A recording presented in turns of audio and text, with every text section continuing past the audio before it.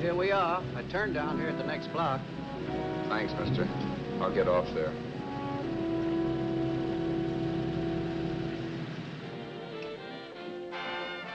Want anything else?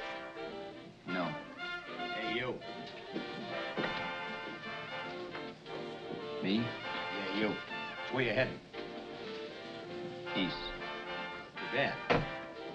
I thought if you was heading north, I might be able to help you out. Pushing the Salt Lake, and I don't like to ride it alone at night. I'm one of those guys that got to talk or I fall asleep. Oh, sure, no, my partner, he's got Lou to keep him company, but I ain't got nobody at all. Where you coming from? West. Yeah, sure, I know, but where, L.A.? Maybe. Got a cousin out in L.A. You don't say. Yeah, he's been out. You're not much of a talker, are you? My mother taught me never to speak to strangers. Oh, a wise guy. So what? Okay, don't get sore. Trying to be sociable, that's all. Hey, Glamorous. You change for a dime, will you?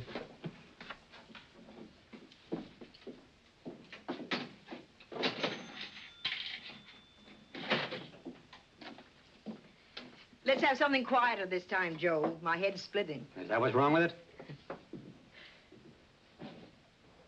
Done with your coffee? No. And don't rush me, will you?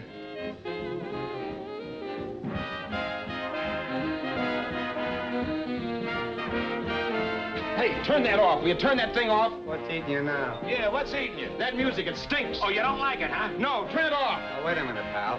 That was my nickel, see? This is a free country, and I play whatever I wanted. Okay.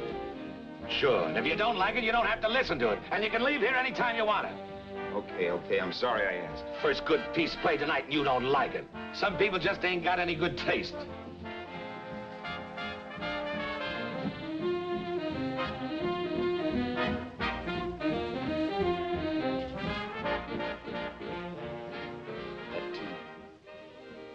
Tune.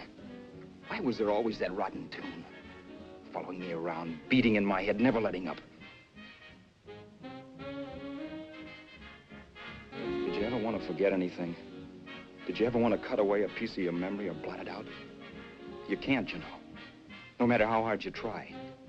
You can change the scenery, but sooner or later you'll get a whiff of perfume or somebody will say a certain phrase or maybe hum something. Then you're licked again. I can't believe that you're in love with me. I used to love that song once. So did the customers back in the old Break of Dawn Club in New York. I can't remember a night when I didn't get at least 3 requests for it. Sue, she was always selling it too. Those were the days.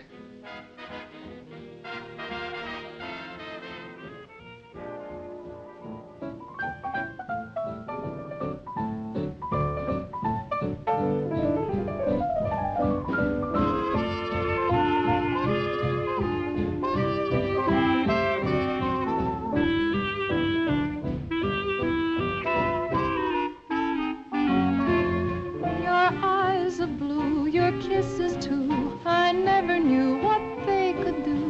I can't believe that you're in love with me. You're telling everyone you know that I'm on your mind each place you go. They can't believe that you're in love with me. I have always placed you far above me. I just can't imagine that you love me. And after all is said and done, to think that I'm the lucky one, I can't believe that you're in love with me.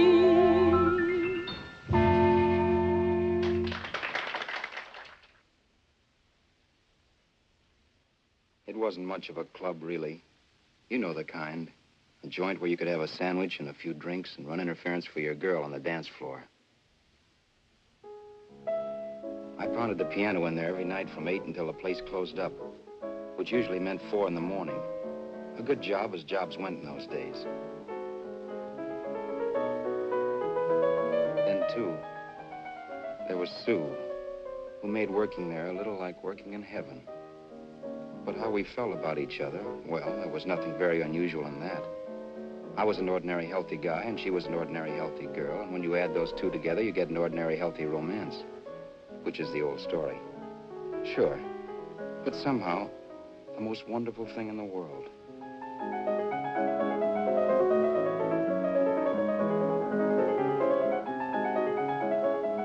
All in all, I was a pretty lucky guy.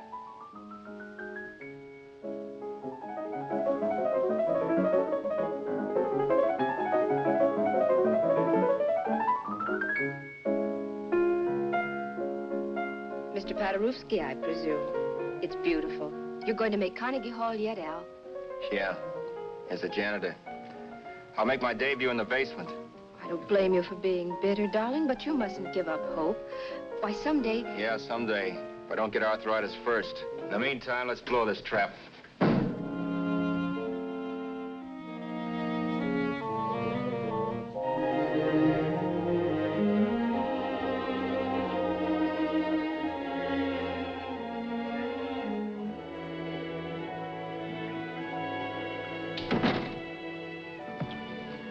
Like to get something to eat, hon? Oh, I don't think so, Al. I lose my appetite working in this flea bag. Let's go home. Okay.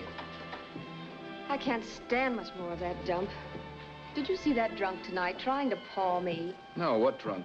Does it matter what drunk? Say, what's the matter with you tonight, darling? That's the third time you started to tell me something and then stopped. We shouldn't have any secrets from each other, Sue. Next week, we're going to make with the ring and the license. You and me will be a team. Yes, that's right. In the Bush League. I don't get you. We've been struck out. It's a funny way to talk, darling. Don't you want to marry me? Al, look, I love you. You know I do, and I want to marry you. But? But not now. Only after we've made good. Sunday, I'm going away. Oh, I know you'll think it's silly. That's why I hesitated to tell you. But I'm going to California. I want to try my luck in Hollywood. That's the most stupid thing I ever heard of. Don't you know millions of people go out there every year and wind up polishing cuspidors? I thought you had better sense. You sound as if you don't think I have any talent. That has nothing to do with it. I'll make out all right. Maybe. But what about me? Doesn't it mean anything to you that you're busting up all our plans? We may not see each other for years? It won't be that long. I thought you loved me. I do. You know I do. Well, here we are. Al. Al, why can't you see my side of it? I'm young. We both are, and we've got all the time in the world to settle down. Really, darling, what I'm doing is the only sane thing to do. I hate the thought of being so far away from you, but we'll be together again someday. Maybe you'll decide to come out too later on. So long. Al, aren't you going to kiss me goodnight? Sure, why not? Good night.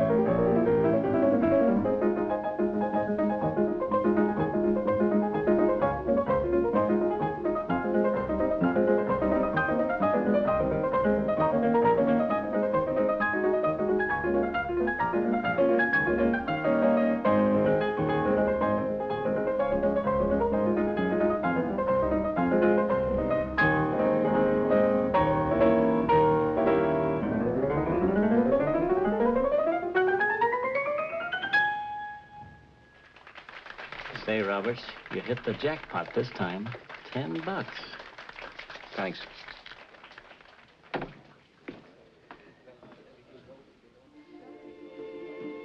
So when this drunk handed me a 10 spot after a request, I couldn't get very excited. What was it, I asked myself? A piece of paper crawling with germs. Couldn't buy anything I wanted. It couldn't... Then I thought of something.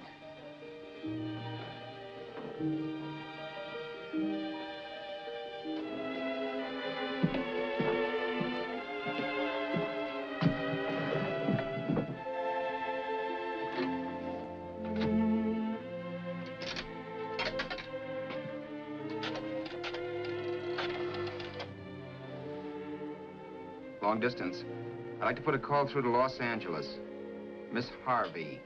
Sue Harvey, Harvey. The number is Crestview 65723.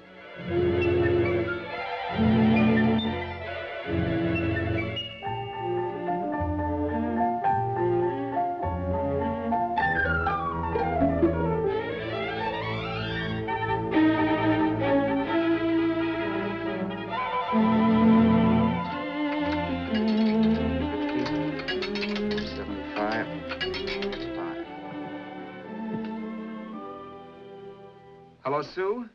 This is Al. Oh, baby, it's great to hear from you, too. What's that? You do? Oh, me too, darling. I thought I'd go batty without you. I just had to... Huh? You're working as a hashlinger? Gee, honey, that's tough. Those guys out in Hollywood don't know the real thing when it's right in front of them.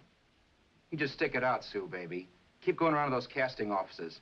I'm sure you'll click. Look, I'll tell you what. You stay put out there, I'll come to you. No, don't try to stop me. Just expect me. Train? Who knows? Train, plane, bus, magic carpet. I'll be there if I have to crawl. If I have to travel by pogo stick. And then, let's get married right away, huh? That's the stuff. That's what I've been wanting to hear you say. Well, goodbye for now. I'll be seeing you soon. Yeah. Bye. The only way I could cross country was to thumb rides. For even after hawking everything, I only had enough money to eat. Money. You know what that is. It's the stuff you never have enough of. Little green things with George Washington's picture that men slave for, commit crimes for, die for.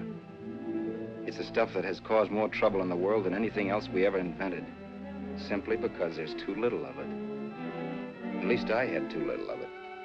So it was me for the thumb.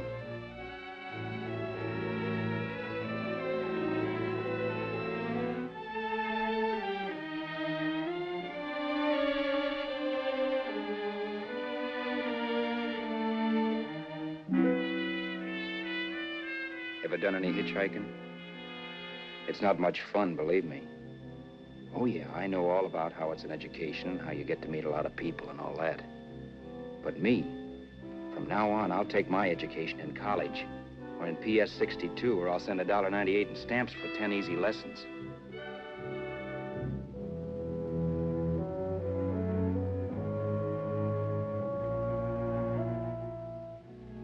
Thumbing rides may save you bus fare, but it's dangerous. You never know what's in store for you when you hear the squeal of brakes. If only I had known what I was getting into that day in Arizona. Here, throw that in the back seat. Okay, let's go. Make sure that door's closed.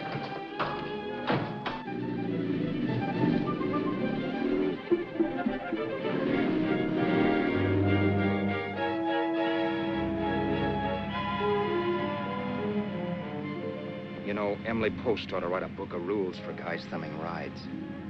Because as it is now, you never know what's right and what's wrong. We rode along for a little while, neither one of us saying anything. I was glad of that. I never know what to say to strange people driving cars. Then, too, you can never tell if a guy wants to talk. A lot of rides have been cut short because of a big mouth. So I kept my mouth shut until he started opening up. Hand me that little box in the compartment, will you, pal? Hold the wheel, will you?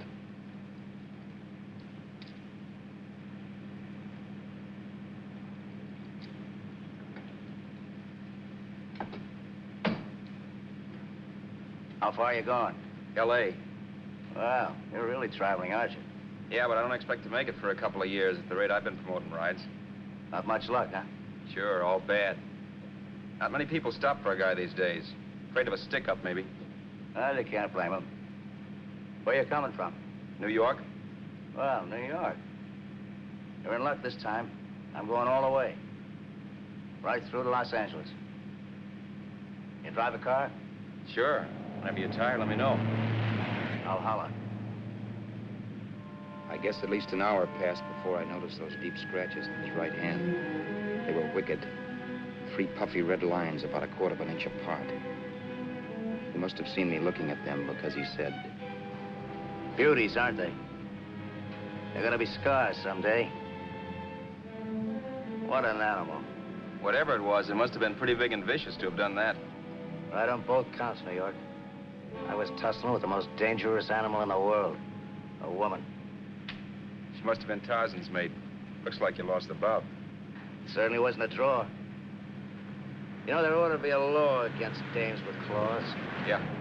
I tossed her out of the car in her ear. Was I wrong? Give a lift to a tomato, you expect her to be nice, don't you? Yeah. After all, what kind of a dame some rides? Sunday school teachers? Yeah. A little witch. She must have thought she was riding with some fall guy. And me, who's been booking horses around racetracks since I was 20. I've known a million dames like her. 2 million. Yeah. Stopped the car, opened the door. Take it on the Arthur Duffy, sister, I told her. That's the stuff. As I was done, huh? But if you want to see a real scar, brother, get a load of this. What? I got that one, too. Dooley? Yeah, we're just kidding, of course. My dad owned a couple of Franco-Prussian sabers. Kept them on the wall for decorations. Well, one day, another kid and I took them down when the old man wasn't around. Had a duel. He got me in the arm here. Pretty mean cut. Infection set in later. Yeah, I can see that. Now, give me that box again, will you? Yeah.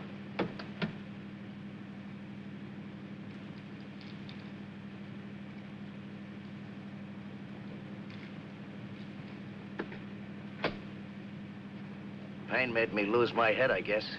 Began slashing. Before I knew it, I'd put the other kid's eye out. That was tough. Well, it was just an accident, of course. But you know how kids are. I got scared, decided I was going to run away from home. Old man almost caught me when I was packing my duds. The bloody rag I had wrapped around my wrist hadn't caught his attention. You've seen the bundle for sure. But I beat it when he was phoning for a doctor. That was 15, 16 years ago. I haven't been home since. Pull in there for a bite or something, huh? a bite or something. Brother, was I hungry. I hadn't had anything in my stomach for hours. Yet even with that gnawing in the pit of my belly, I didn't want to be in too big a rush to put on the feed bag. First, I had to make sure this guy knew the score. If I got him down on me, it was goodbye ticket to Hollywood. I'll wait out here for you, mister. If it's the money, don't worry about paying for it. This time it's on me. Well, that's white of you, Mr. Haskell, think nothing of it. You make your first million, maybe you can do the same for me. Come on, New York. I gotta make the West Coast by Wednesday. There's a horse running at Santa Anita named Paradicycle. Means dough to me if I'm on him. We'll make it all right. He did most of the talking during the half hour we were in the place. I ate. He rambled on about his old man, whom we hadn't heard from since he ran away as a kid. And how he happened to become a bookie. And then all about how he got rooked in Miami. One race, 38 grand. They cleaned out my book. How do you like that? That was tough luck. Yeah, and I'm supposed to be the smart guy. Well, you just wait. I'm going back to Florida next season with all kinds of jack. And you watch those stinkers run for cover. Want anything else? No, thanks. I've had plenty.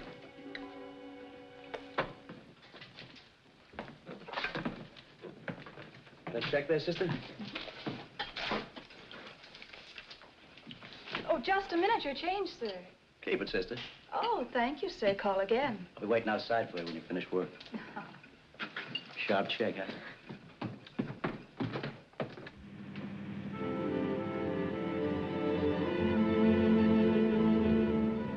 drove all that night while Haskell slept like a log. After a while, I began to get sleepy myself. I was happy, though. Soon I'd be with Sue again. The long trip was practically over, and there'd be no more hoofing it down the concrete. I began to think of the future, which couldn't have been brighter if I'd embroidered it with neon lights. It was nice to think of Sue shooting to the top. It's amazing what a full belly can do to your imagination. Your eyes of blue, your kisses too, I never knew what they could do. I can't believe that you're in love with me. You're telling everyone you know I'm on your mind each place you go. I can't believe that you're in love with me.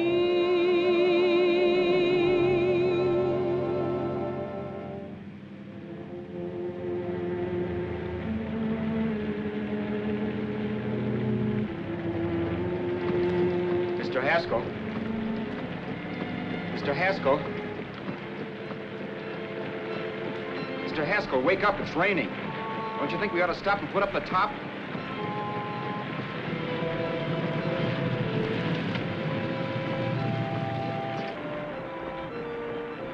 Mr. Haskell, I'm going to put up the top.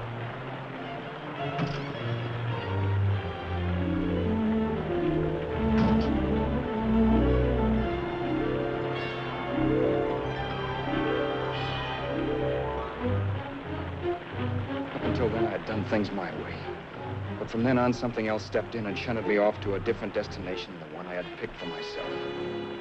For when I pulled open that door... Mr. Haskell, what's the matter? Are you hurt? Are you hurt, Mr. Haskell? Start your sermon. I'll listen to it. But I know what you're going to hand me even before you open your mouths. You're going to tell me you don't believe my story of how Haskell died and give me that don't make me laugh expression on your smug faces. I saw at once he was dead, and I was in for it. Who would believe he fell out of the car? Why, if Haskell came too, which of course he couldn't, even he would swear I conked him over the head for his dough. Yes, I was in for it. Instinct told me to run, but then I realized it was hopeless. There were lots of people back down the road who could identify me. That gas station guy and the waitress. I would be in a worse spot then, trying to explain why I beat it. The next possibility was to sit tight and tell the truth when the cops came. But that would be crazy. They'd laugh at the truth. And I'd have my head in a noose. So what else was there to do but hide the body and get away in the car? I couldn't leave the car there with him in the gully. That would be like erecting a tombstone.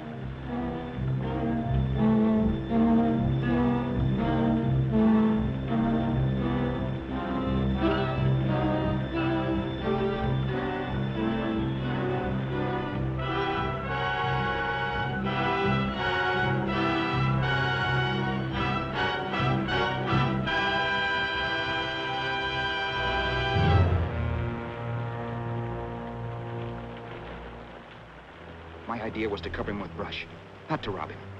But then I remembered that even if I only drove the car for 100 miles or so, I would need money for gas. Besides, it was stupid of me to leave all that money on a dead man. Not only that, I'd have to take his driver's license in case I was stopped for something. I didn't like to think about it, but by that time I'd done just what the police would say I did, even if I didn't. My clothes. The owner of such an expensive car would never be wearing them. Some cop might pull me in on suspicion.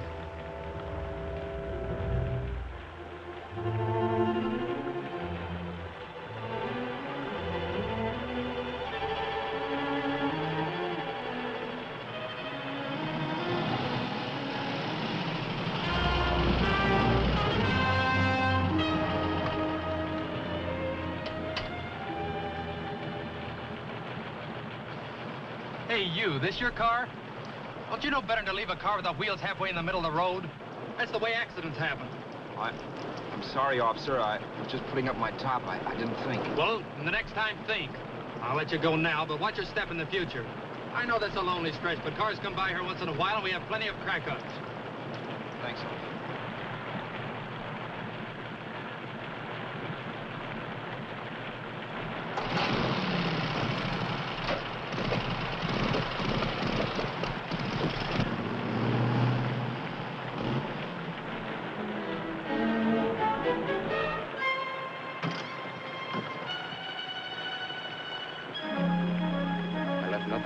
could give me away as Roberts.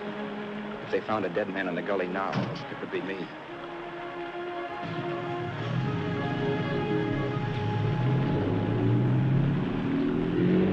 As I drove off, it was still raining. The drops streaked down the windshield like tears. I kept imagining I was being followed and that I could hear sirens back in the distance. Just how long it took me to cover the 60-odd miles to the California state line, I don't know. I lost all track of time. But the rain had stopped and the sun was up when I pulled up to the inspection station. Hello? Carrying any fruits or vegetables? No. Any livestock or poultry? No. I'd like to see your registration and driver's license, please. Anything in the baggage compartment? Just baggage. Charles Haskell, Jr., age 30, brown eyes, dark hair. Identifying marks, none. Are you Charles Haskell, Jr.? Yes. Well, remember, if you're employed and you stay over 30 days, you take out California plates. All right, officer, but I'll only be in the state a short while. Right, you can go now.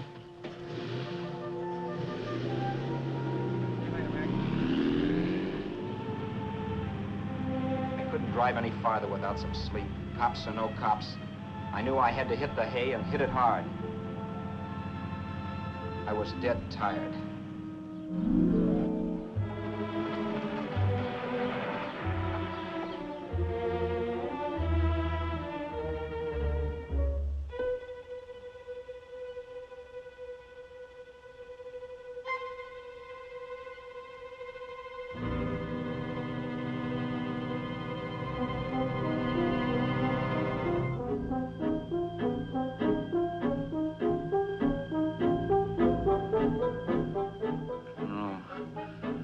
No, you can't, Mr. Haskell.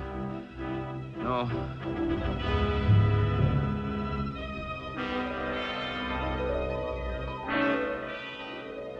Mr. Haskell, you can't die. Don't think I did it. No, Mr. Haskell. No. No.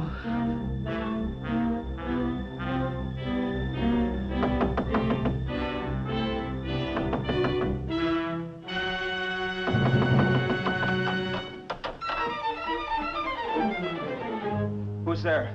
It's the maid. Can I come in and clean? Later. In a half hour. All right, sir.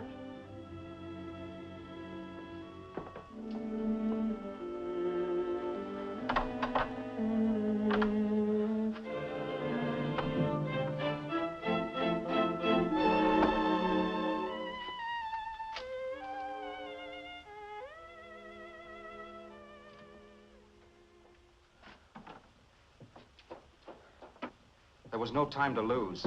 Every minute I had to be Charles Haskell was dangerous. And I'd have to be Charles Haskell until I got to some city where I could leave the car and be swallowed up.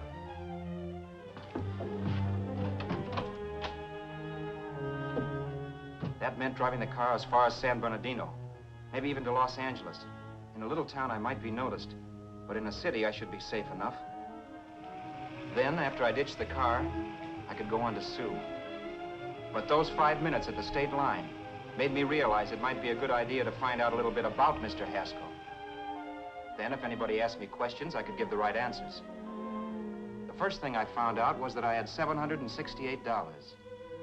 This was a lot of jack, but believe me, it was the kind of money I'd rather not have.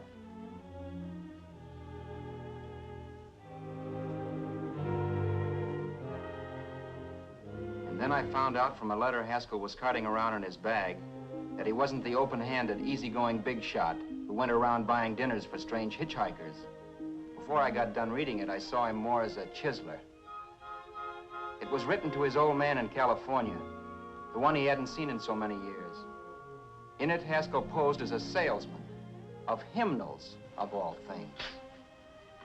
It was easy to see where Haskell expected to raise a new stake for his book in Miami by rooking his old man. That was about all I found out from his effects, and it was enough. I told myself, maybe old man Haskell was lucky his son kicked off. He would never know it, but it saved him from taking a flyer in sacred literature preferred.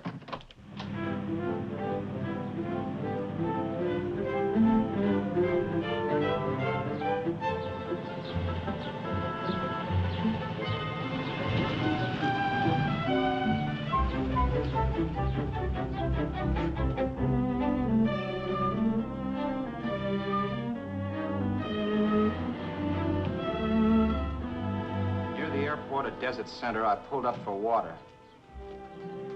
There was a woman. Hey, you! Come on if you want to ride.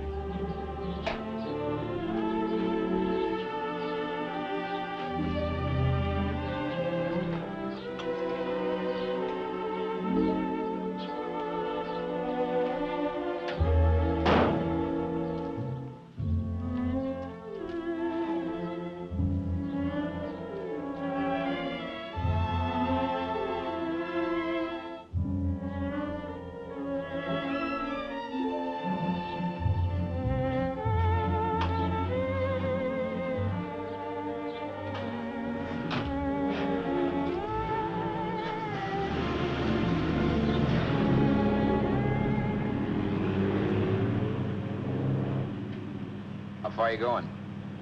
How far are you going? That took me by surprise, and I turned my head to look her over. She was facing straight ahead, so I couldn't see her eyes. But she was young, not more than 24. Man, she looked as if she'd just been thrown off the crummiest freight train in the world. Yet, in spite of this, I got the impression of beauty. Not the beauty of a movie actress, mind you, or the beauty you dream about when you're with your wife, but a natural beauty. A beauty that's almost homely because it's so real. Then suddenly she turned to face me. How far did you say you were going? Los Angeles? L.A.? L.A.'s good enough for me, mister. That's what I was afraid of. What'd you say? Oh, nothing, just thinking out loud. People get in trouble for doing that. What's your name? You can call me Vera if you like. You live in Los Angeles? No. Where are you coming from? Oh, back there. Needles? No. Oh, sure, Phoenix. You look just like a Phoenix girl. Are the girls in Phoenix that bad? The girl must have been pretty tired, because she fell asleep not 20 minutes after she stepped into the car. She lay sprawled out with her head resting against the far door, like Haskell. I didn't like that part of it much, but I didn't wake her up. It wasn't that this girl still worried me. I'd gotten over that funny feeling I had when she looked at me, which I put down as just my jangled nerves. With her eyes closed and the tenseness gone out of her, she seemed harmless enough. And instead of disliking her, I began to feel sorry for her. The poor kid probably had had a rough time of it. Who was she anyway? And why was she going to Los Angeles? And where'd she come from in the first place? The only thing I knew about her was her name. Not that it made any difference. A few hours more and we'd be in Hollywood. I'd forget where I parked the car and look up Sue. This nightmare of being a dead man would be over. Who this dame was, well, it was no business of mine. Where did you leave his body? Where did you leave the owner of this car? You're not fooling anyone. This buggy belongs to a guy named Haskell. That's not you, mister. You're out of your mind. That's my name, Charles Haskell. I can prove it. It's my driver's Save license. yourself the trouble, mister. Having Haskell's wallet only makes it worse. It just so happens I rode with Charlie Haskell, all the way from Louisiana. He picked me up outside of Shreveport. You rode? You heard me. Then it all came back to me. All the talk about dueling and scars and scratches. There was no doubt about it. Vera must be the woman Haskell had mentioned. She must have passed me while I slept. Well, I'm waiting. My goose was cooked. She had me. That Haskell guy wasn't dead yet. He wasn't stretched out stiff and cold in any Arizona gully. He was sitting right there in the car, laughing like mad while he haunted me. Well? There was nothing I could say. It was her move. Vera, whatever her name was just my luck picking her up on the road. It couldn't have been Helen, or Mary, or Evelyn, or Ruth. It had to be the very last person I should ever have met. That's life. Whichever way you turn, fate sticks out a foot to trip you.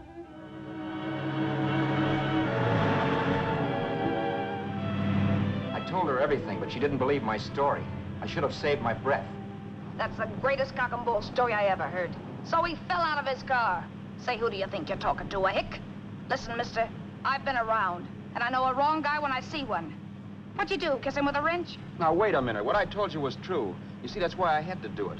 You think I killed him? Well, the cops would have thought so, too. Yeah, well, maybe they still think so. What makes you so sure I'll shut up about this? Sure, I'm innocent. Give me a break, will you? It won't do me any good having you pinched. The cops are no friends of mine. Now, if there was a reward, but there isn't. Thanks. Don't thank me yet. I'm not through with you by a long shot. Let's see that roll.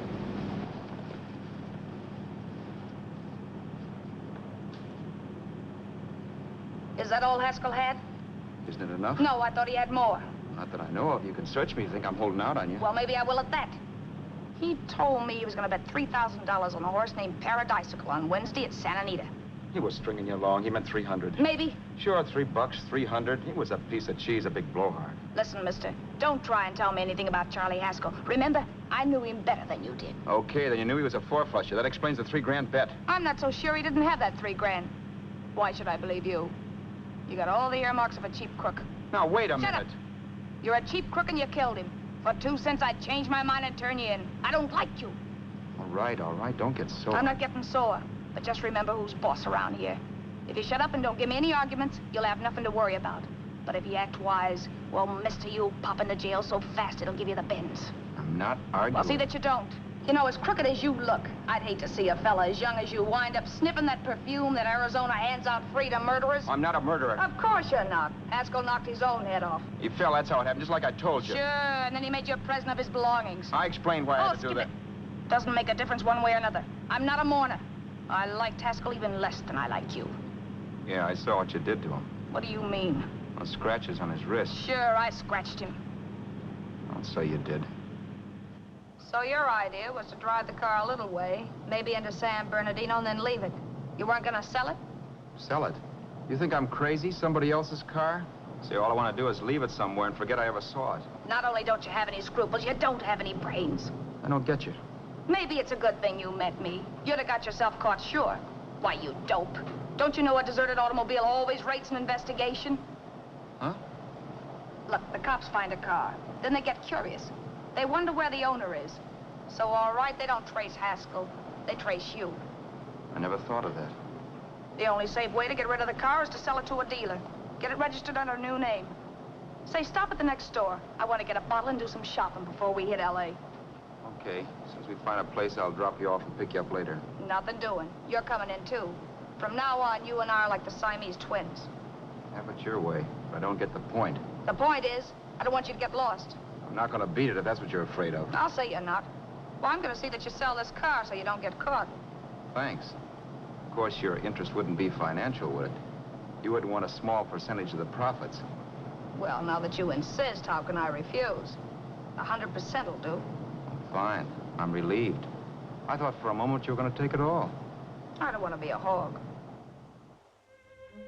A few hours later, we were in Hollywood. I was recognizing places Sue had written about. It struck me that far from being at the end of the trip, there was a greater distance between Sue and me than when I started out. Vera wasn't kidding with that Siamese twins crack. She rented a little apartment as Mrs. Charles Haskell. When I objected to this, she explained that it was on account of the car. A dealer might think something was funny if he called and found we were using different names.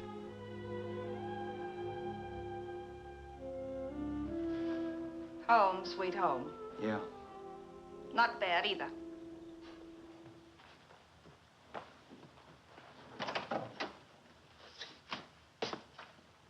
In case there's any doubt in your mind, I'll take the bedroom. Yeah.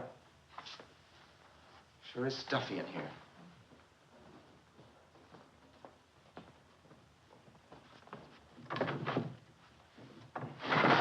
Keep the window shut. Okay. The old crow downstairs said there's a folding bed behind this door.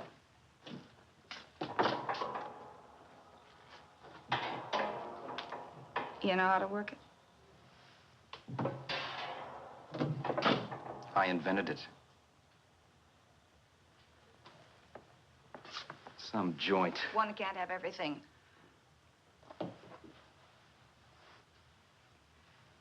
I'm first in the bathtub. I don't know why, but I figured you would be.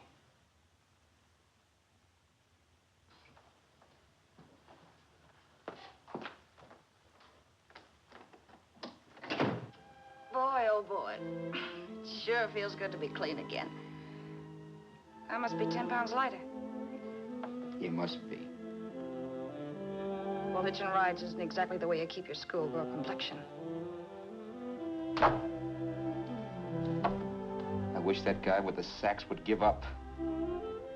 Gets on my nerves. Forget it.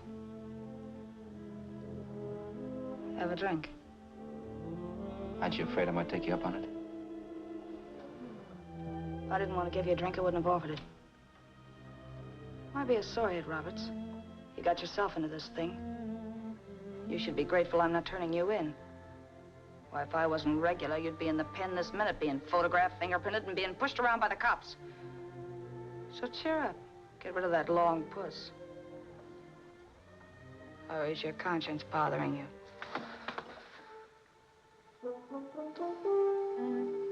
No. It isn't. Swell. That's the spirit. He's dead and no moaning around will bring him back. Anyway, I never could understand this worrying about something that's over and done with. Now look, Vera, for the last time I didn't kill him. Haskell was a sick man. Maybe he was dead before he fell out of the car. I don't know. Sure, he died of old age. All right. So if it'll make you sociable, you didn't kill him.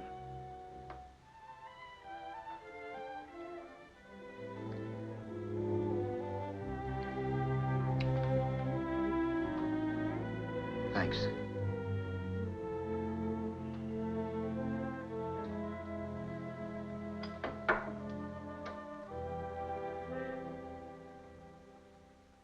We're out of liquor, Roberts. Yeah. Too bad. I felt like getting tight tonight. Well, I think you succeeded. Am I tight? As a prima donna's corset. That's good. I wanted to get tight. Why? What have you got to get tight about? Oh, I don't know. Few things. Huh. You should have my worries. If I had your troubles, I'd stay sober. And I've got the key to that door. Yeah. Maybe you're right. I'm always right. You know, I don't like your attitude, Roberts. Well, there's a lot of things I don't like. Sure. But life's like a ball game. You gotta take a swing at whatever comes along before you wake up and find it's a ninth inning. I bet you read that somewhere. That's the trouble with you, Roberts. All you do is bellyache. But taking it easy and, well, trying to make the best of things. But maybe that's what's wrong with the whole world. Get the professor. People knock themselves out trying to buck fate. Now, take you, for instance. You're lucky to be alive. Why, suppose Haskell had pulled open your door. You'd be playing a harp now. Think of that. You think of it. I'm tired of thinking. There's plenty of people dying this minute. I would give anything to trade places with you. I know what I'm talking about. I'm not so sure. At least they know they're done for. They don't have to sweat blood wondering if they are. Your philosophy stinks, pal. We all know we're gonna kick off someday. It's only a question of when. But what's got us on this subject anyway? We'll be discussing politics next. Yeah. Where'd you hide the butts? On the table, sucker.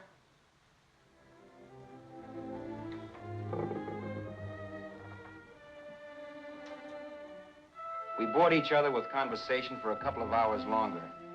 Every 5 minutes, one of us was wishing we had another bottle or a radio or something to read.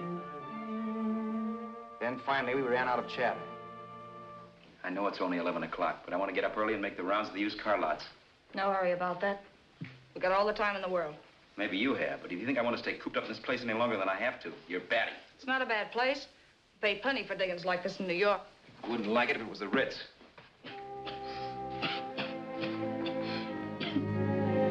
Rotten liquor. You got a mean cough. Ought to do something about it. I'll be all right. That's what Camille said. Who? Nobody you know. Wasn't that the dame that died of consumption? Yeah. Wouldn't it be a break for you if I did kick off? You'd be free with all Haskell's dough and car. I don't want to see anybody die. Not even me. Especially not you. One person died of me. If you did, well, that's all I need.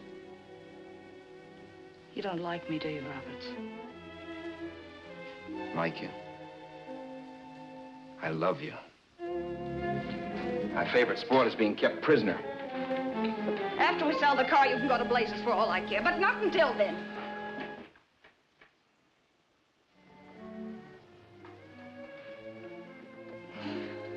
I'm going to bed.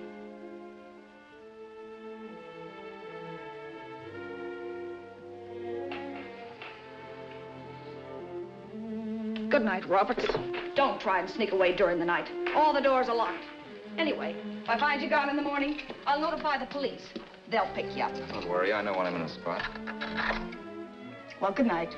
I hope that portable rack isn't too uncomfortable for you. Don't lose any sleep over it, will you, Vera?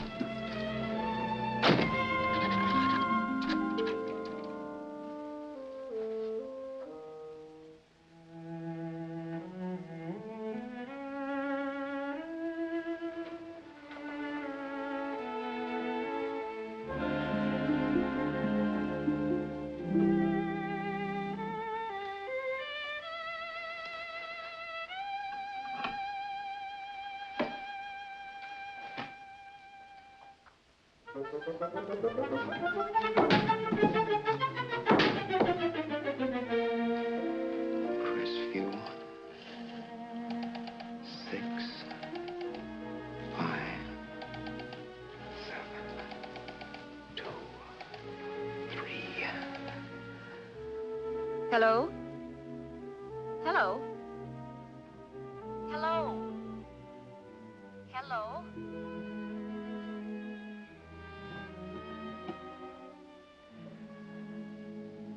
No. Not yet, darling. Tomorrow. Maybe. If this were fiction, I would fall in love with Vera, marry her, and make a respectable woman of her.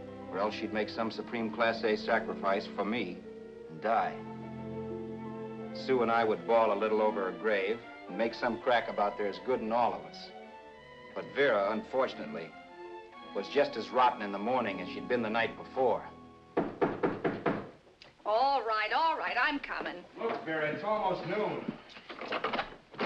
So what? The dealers will be there all day? I'll be there all year, too, but that doesn't mean I'm going to wait that long. Shut up. You're making noises like a husband. Well, do I rate a whistle? You sure do, but let's go. Let's go, let's go. I spent $85 and 2 hours preparing bait, and all you can say is let's go. Come on.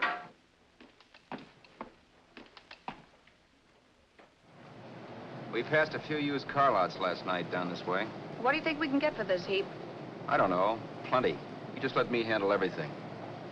Think we can get $2,000? I don't know, but don't worry. I'll squeeze as much out of this guy as I can. If I let it go cheap without a fight, he might think we've stolen the car. And listen, don't make any slips and call me Roberts. That'll cook us. I don't need you to tell me that. You better just sit by and keep your mouth closed. Remember, we're both in the soup if anything happens. Forget it and drive. You're my wife, Vera Haskell. Look, after the deal's closed, let's go back to that place on Hollywood Boulevard, where I saw the fur jacket. I want to buy it. After the deal's closed, I'm saying goodbye to you. That's right, I forgot. I guess I'm getting kind of used to you. Well, that's a habit you can start breaking. Let's try this place in the middle of the block.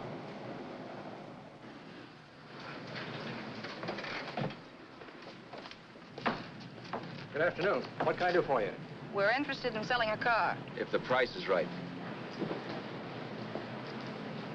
Well, if it's in good mechanical condition, it should blue book for about $1,600. Tony, take a look at this motor. $1,600.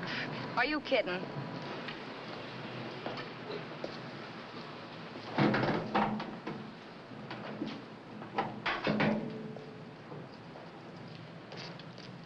Well, maybe $1,850. Before I let it go for $1,850, I'll wreck it and collect the insurance first.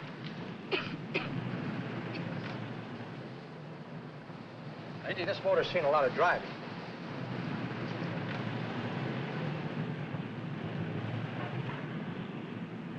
Well, the mechanic inspected the car. We haggled. At last, when we were all worn out, we hit a compromise. His price. Okay, it's a deal. All right, come in. We'll sign the papers. I have the ownership papers right here with me. Look, Vera, in the meantime, will you clean out the dash compartment? There may be some stuff in it. All right, darling. 1,850 bucks. That dirty crook.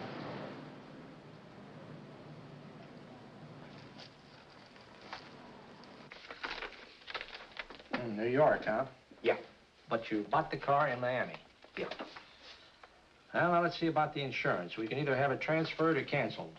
What kind of insurance do you have, Mr. Haskell? Well, aren't all the papers there? I don't see any. Surely you know what type of insurance you carry in the car. The name of the company? Yeah, but, Well, if you'll just tell me the name of the company, I'd be very glad to take care of all the details. well, Did you sign the papers yet? not yet. Well, don't. We're not selling the car. Well, wait a minute, Miss Haskell. Come on, darling. What's the matter? You changed your mind? Yes, I'm sorry. I guess I have. But, Vera... Let's go.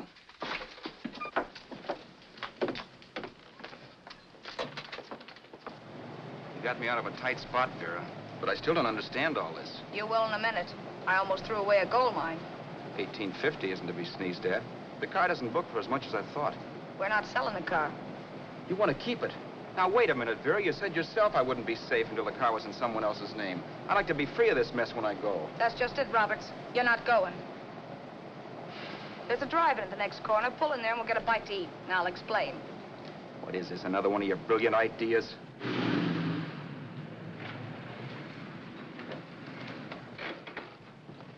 Oh, may I take your order? Make mine a ham sandwich and coffee. And for you, sir? Oh, I don't care. The same. Thank you.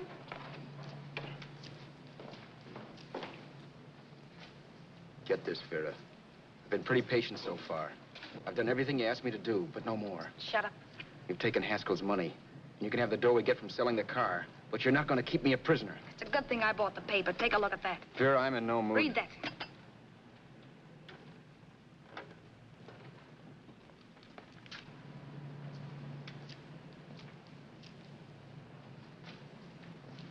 No. Yes. No, I won't do it. Yes, you will. You think I'm crazy? It's impossible, I tell you. Excuse me.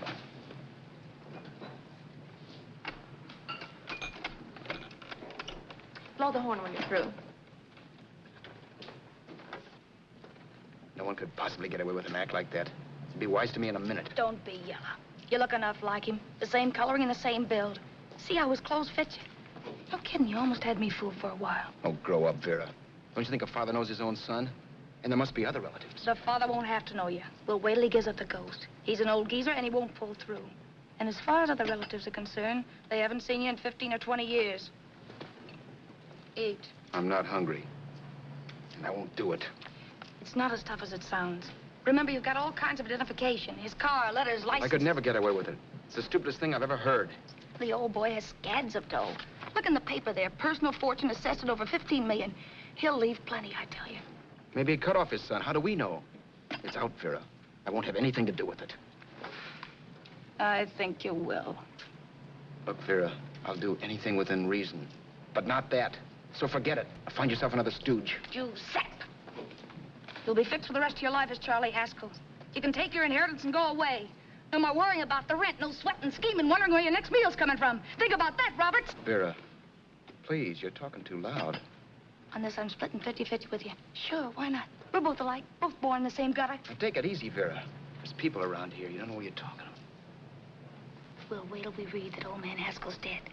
Then you show up. Like you read in New York that he was sick. No.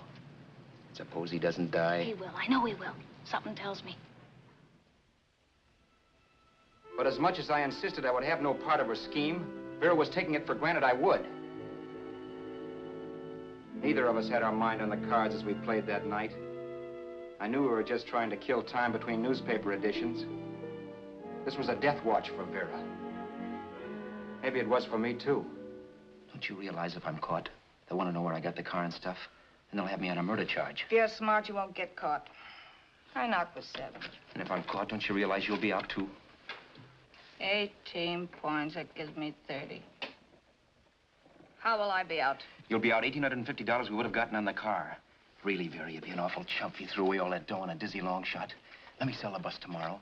With the money it'll bring and what you've already got, a clever kid like you can run it up in no time. Then we'd both be in the clear. I'll be in the clear anyway. Maybe. Maybe. But if I got caught, I'd get good and sort you, you know. You mean you'd squeal? Oh, no, not squeal exactly. Never mind what you meant. Even if you did tell the cops I was in on it with you, what could they do to me? They might give me the same medicine they gave you. Yeah. A rope. But I'm on my way anyhow. All they'll be doing will be rushing it. All right. But think of the $1,850 you'd lose. You'd kick yourself along the block if you ever let it get away from you. I'll take the chance. Want another drink? You're being a goon. That's the way people wind up behind the 8 ball. Once they get a few dollars, they become greedy and want more. My. Caesar. Who? You know that Roman general? He got his for being greedy. He wasn't satisfied, so the final wind-up was he took the count. A couple of days ago, you didn't have a dime. Why, you were so broke you couldn't pay cash for a postage stamp. Now you've got almost $700 with $1,850 in the offing. Take my advice. Don't try for more. I'm tired of this game. Let's have some blackjack. Play solitaire. Okay, I will if that's the way you feel about it. That's the way I feel about it. Getting sore and throwing things won't help much, Roberts. I'm really doing you a favor. I help you out of a jam by keeping my mouth shut. I show you how to make some soft money. And what thanks do I get? Thanks. Sure. Or would you rather call the cops and told him you killed a man and stole his money? I didn't kill anybody. Yes, you did. No, I didn't. You know I didn't. All right, then. Suppose I call the cops. If you're innocent, what do you got to be scared of? Okay. Call him, you mutt. Go ahead and call him. See if I care. At least they'll give me a square deal. You want me to call them? You heard me. But I'm warning you. If I'm pinched, I'll swear you were in on it. I'll say that you helped me. If I fry, I'll get even with you. You wouldn't dare. You didn't. Yeah? Then try it and see. Call him. Yeah. Okay, I will.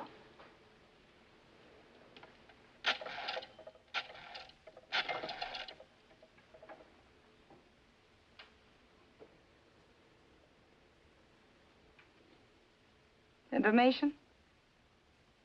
I want the number of the Hollywood police station. Okay, I got it. Thanks.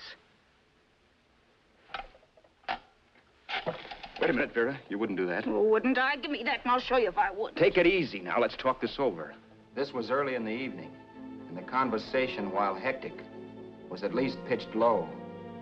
But as the minutes passed, and more obstacles to her plan popped into my head, the air got blue. Each word coming from our lips cracked like a whip. I reminded her that as Charles Haskell, I didn't even know my mother's name, where I'd gone to school, the name of my best friend, whether I had an Aunt Emma or not, my religion, and if I'd ever owned a dog. I didn't even know what my middle initial stood for. I also pointed out that the real Haskell had a scar on his forearm. His people never saw that scar. He told me he ran away right after putting out the kid's eye. Yeah, but his father knew he was cut. It'd have to be some kind of a mark. So what? The old man's dead, or will be. I hope by tomorrow morning's papers. Anyway, you could cut yourself a little, couldn't you? Boy, for that kind of dough, I'd let you cut my leg off. You're drunk and you're crazy mad, Vera. Turn me in if you want to, but I won't get mixed up in this. Besides, how do we know? Haskell was such a phony. Maybe he wasn't the man's son at all. Maybe he just dreamed it up. Well, dream it or not, you won't be dreaming when the law taps you on the shoulder. There's a cute little gas chamber waiting for you, Roberts. And I hear extradition to Arizona's a cinch. Where's that phone? Vera! Leave me alone. Vera! Here. I want a phone. Call police. I hate you, you stinker. You leave me alone. I'll let you alone when you promise to leave the phone where it is. You're drunk. You don't know what you're doing. You're hurting me. Will you promise?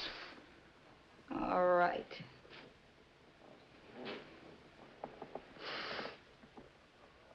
You hurt me. I'm sorry, but... And it's hot in here. Open up a window. It's not hot. Don't tell me. Now, do you do it or do I do it? You're no gentleman, see? Yeah.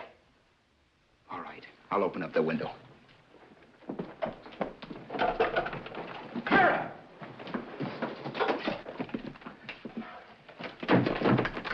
Vera, open the door. Please open the door. Vera, open the door. Don't use the phone. Listen to me. I don't like you, Roberts. You're no gentleman, see? You hurt my hand, and I'm going to get even with you. If you don't open the door, I'm going to kick it down, Vera. Vera, don't call the cops. Listen to me. I'll do anything you say. Vera, let me in. I'll break the phone.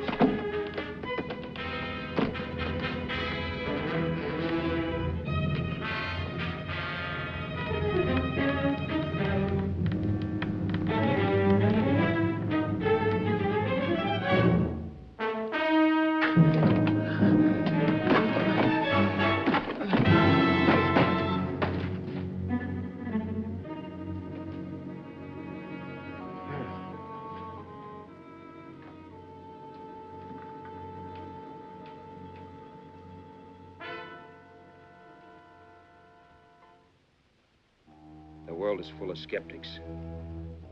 I know. I'm one myself. In the Haskell business, how many of you would believe he fell out of the car? And now, after killing Vera without really meaning to do it, how many of you would believe it wasn't premeditated? In a jury room, every last man of you would go down shouting that she had me over a barrel and my only out was force. The room was still. So quiet that for a while I wondered if I had suddenly gone deaf. It was pure fear, of course. And I was hysterical. But without making a sound. Vera was dead. And I was her murderer. Murderer? What an awful word that is. But I'd become one. I'd better not get caught. What evidence there was around the place had to be destroyed. And from the looks of things, there was plenty. Looking around the room at things we'd bought was like looking into the faces of 100 people who had seen us together and who remembered me. This was the kind of testimony I couldn't rub out. No. I could burn clothes and hide bottles for the next 5 years. There'd always be witnesses. The landlady, for one. She could identify me. The car dealer, the waitress in the drive-in, the girl in the dress shop, and that guy in the liquor store. They could all identify me. I was cooked. Done for.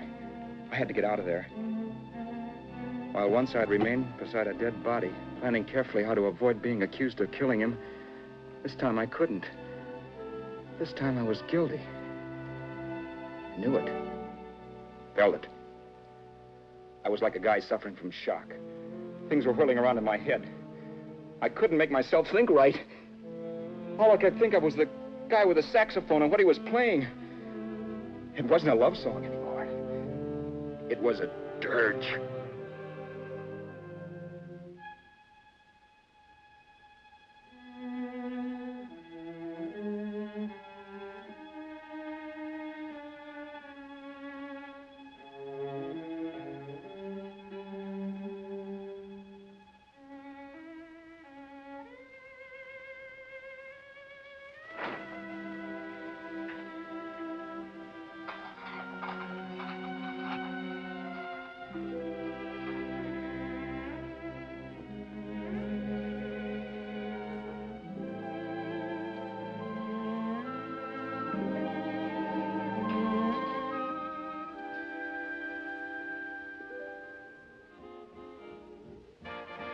My problems weren't solved. I had to stay away from New York for all time because Al Roberts was listed as dead and had to stay dead. And I could never go back to Hollywood. Someone might recognize me as Haskell. Then, too, there was Sue. I could never go to her with a thing like this hanging over my head. All I could do was pray she'd be happy.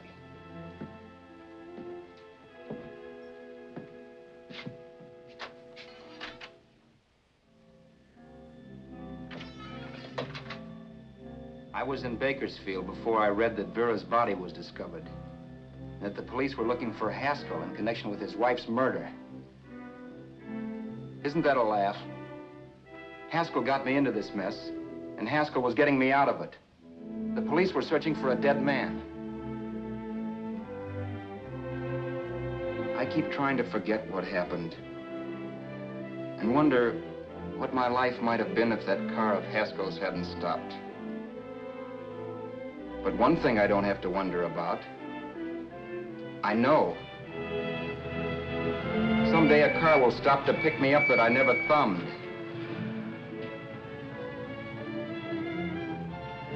Yes. Fate, or some mysterious force, can put the finger on you or me for no good reason at all.